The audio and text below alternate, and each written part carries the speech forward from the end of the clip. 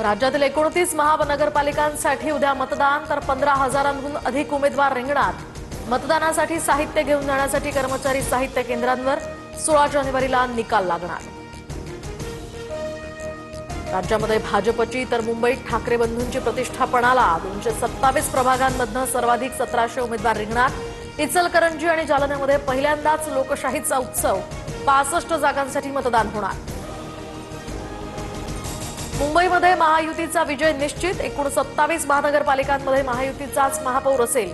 निकालानंतर भाजपच मोठा पक्ष हे पुन्हा एकदा अधोरेखित होईल। मुख्यमंत्र्यांकडून विश्वास व्यक्त। परप्रांतीयांना मारणं हा मराठी माणसांचा विकास नाही। मराठीच काय, अमराठी माणूस सुद्धा ठाकरेंसोबत नाही। फडणवीसांची राज ठाकरेंसह उद्धव ठाकरेंवर टीका। ईव्हीएमला पाडू मशीन जोडण्यात येणार। मतदानावेळी मतदाराला मोठ्या डिस्प्लेवर माहिती दाखवणं हा मुख्य उद्देश।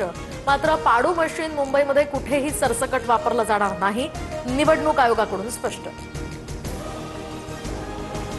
ईव्हीएमला नवं मशीन जोडण्यासंदर्भात आधी का माहिती दिली नाही? प्रचार संपला तरी मतदारांना भेटण्याची मुभा का? राज ठाकरेंकडून निवडणूक आयोगावर आरोपांच्या फैरी।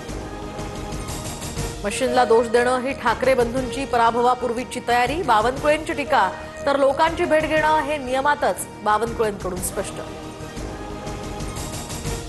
ठाकरे बंधूंकडून सहकुटुंब मुंबादेवीचं दर्शन। अरविंद सावंत आणि संजय राऊत सुद्धा यावेळी उपस्थित। उद्याच्या बीएमसी निवडणुकीसाठीच्या मतदानापूर्वी ठाकरे कुटुंबीय दर्शनाला। राजकीय नटसम्राट मंदिरांमध्ये वणवण फिरतायत। आशिष शेलार यांची ठाकरे बंधूंवर बोचरी टीका। मुंबादेवी दर्शनानंतर त्यांनी ही टीका केली। बिनविरोध नगरसेवकांविरोधातील मनसेची याचिका मुंबई हायकोर्टानं फेटाळली। चुकीच्या मुद्द्यांवर युक्तिवाद करतायत म्हणत कोर्टानं अॅडव्होकेट सरोदे यांना दंड ठोठावला। याचिका फेटाळल्यानंतर पुढील पर्यायांसंदर्भात राज ठाकरेंची सरोदेंसोबत चर्चा। दहिसरमधील गोराईमध्ये विमानतळासाठीचे हाय फ्रिक्वेन्सी रडार स्थानांतरित करण्याचा निर्णय। भारतीय विमानतळ प्राधिकरणाच्या निर्णयाला केंद्राची परवानगी। गोराई परिसरातील पुनर्विकासाचा मार्ग यामुळे मोकळा। शंकर जगतापांचा उमेदवार नमक हरामी। अश्विनी जगतापांच्या स्टेटसनं गृहकलह चव्हाट्यावर। भाजपचे उमेदवार ज्ञानेश्वर जगतापांवर निशाणा, तर काही तासातच हे स्टेटस डिलीट। ठाण्यातील प्रभाग क्रमांक 3 मध्ये सुद्धा मोठा राडा। ठाकरेंच्या उमेदवाराच्या पतीनं पक्ष उमेदवारांचं ऑफिस फोडलं। भूषण भोईर यांच्या कार्यकर्त्यांनी पैसे वाटल्याचाही आरोप। रंगेहात पकडत कार्यकर्त्यांना भर रस्त्यात चोप।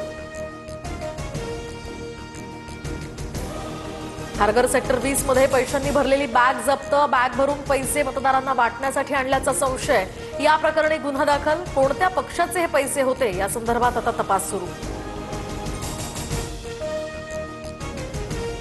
पनवेलमध्ये महापालिकेच्या कर्मचाऱ्यांनी भाजप उमेदवारांसाठी पैसे वाटल्याचा मनसेचा आरोप। योगेश चिलेंची पुरावे सादर करत पोलिसात तक्रार। या संदर्भात चौकशी होणार। मुंबईतील ताडदेव वॉर्ड क्रमांक 215 मध्ये लाडकी बहीण योजनेच्या नावाखाली पैसे वाटप केल्याचा आरोप। पैसे वाटणारा भाजपचा कार्यकर्ता असल्याचा ठाकरेंच्या शिवसेनेचा दावा। पैशांसाठी महिलांच्या विरोधानंतर सुद्धा पळापळ। वातावरण तापलं। सांगलीतील जत तालुक्यामध्ये वादळी वाऱ्यासह अवकाळी पावसाची हजेरी। अनेक सखोल भागांमध्ये पाणी साचलं, तर वाशिममध्ये ढगाळ वातावरण। शिरपूर परिसरात रिमझिम पावसाच्या सरी।